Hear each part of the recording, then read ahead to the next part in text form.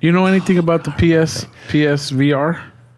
Virtual reality. No, but in when we went to South Korea this summer, Samsung gave us a VR and we got to see like pandas in real life. Wait, but they gave it to you? Or No. Oh man! But that's the Samsung one with the phone, right? Yeah. Okay, it was cool. basically with the phone, and they put it on us, and you were like in the zoo, and you could see a panda, and you could like just turn around completely 360 and see it. And then they had another simulation with a chair that actually moved, so they put you on a freaking roller coaster. You could choose which one, like a ski slope or a roller coaster.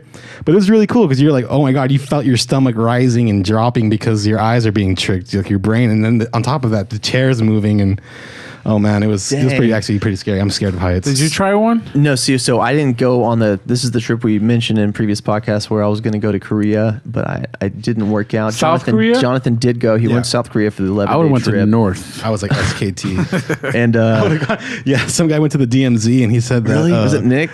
Yeah, it was. Wait, was it? No, it wasn't Nick. It was Matt.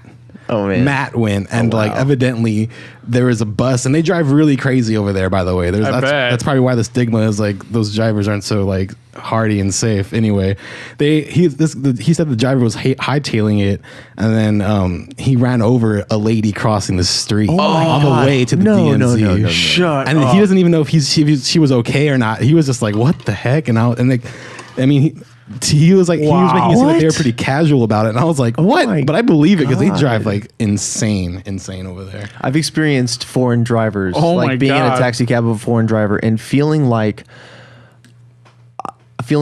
I don't know how you're going this fast. Yeah. I feel like we're going to hit something every second. There's motorcycles and people flying around us too. I feel like I'm in this weird drain hole where you're being like, everything's just going super fast, being sucked into it.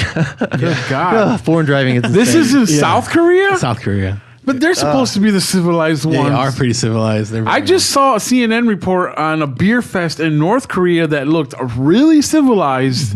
And there's people in there now. I see them. They're from like Guam. Some guy was there from Guam and he was just doing an interview. And I'm like, what happened to all the 1920 cars they still got there? No, that's Cuba, right? It's all a facade. I think North Korea is still very bad. They're starving. I mean, today I saw an article on North Korea about how they had a scheduled large dance, I guess, and it was all synchronized dancing. Like they were celebrating the missile launch from the submarine that they had yesterday.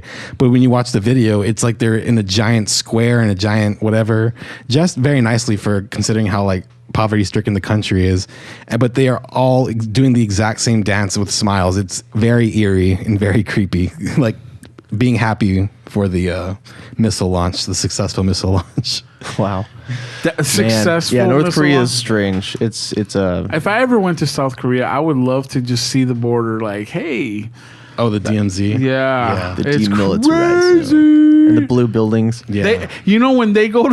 When they want to call each other, they have to do it through this old school ass ring phone, right? Some kind of Morse code. No, I'm just kidding. And they have to when they pass over the phone, literally there's someone holding onto the soldier's belt in case a North Korean grabs the American soldier and pulls him over to his side. Where'd you hear this? I swear to God, it was on National Geographic. That's crazy. No, it's on National Geographic. It's Okay. the guy grabbed the guy's belt and held him, and they're all holding on to each other in case the North Koreans grab the soldier. That's hilarious. Yeah, I guess they were restricted by like the distance of the phone or no, that's where signal. they pass over the phone through a desk. Yeah, I saw to the give it to them to talk. to talk. Oh, okay. You know, if you saw kind of like a jail cell kind of thing. Right. Okay. when Conan visited, I just watched this video. Conan visited South Korea. Yeah. And he went to that room, that demilitarized Did he zone. really? Yep. And there's the phones in there, and he's like, "This side of the room, South Korea.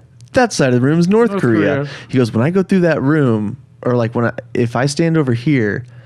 And he was like broadcasting from North Korea. Basically, they were doing a little video. It was funny. No shit. 'Cause he's like, "I'm in North Korea." That's Yeah. crazy. Crazy. dude. That's funny, technically. That's Right, the only, technically. That's the only way you can. God, there's that's no other insane. way, dude. You can go through China, but yeah, I doubt it. No. Everyone's leaving to get into China. No one's going from China into North. No one wants to go to North Korea. Fuck North Korea. They're actually, Except I'm for sure, Dennis Rodman. all their defense is inside. I'm sure the boundaries, because I mean, they're not worried about people. There's no fucking economy there. What does he export? How does he get all that money for that shit? He basically, it's just a bunch of U.S. funding. Basically, whenever he throws a tantrum, Really? What? Yeah, remember Prasad told us in class basically, or not Prasad, there was a professor I had that basically said there's it's like a weird chain of like aid, like and every time they throw a fit in terms of like missile launches or whatever, they'll deal with calming down with the US, their negotiations in order to receive aid, and basically they're getting aid from us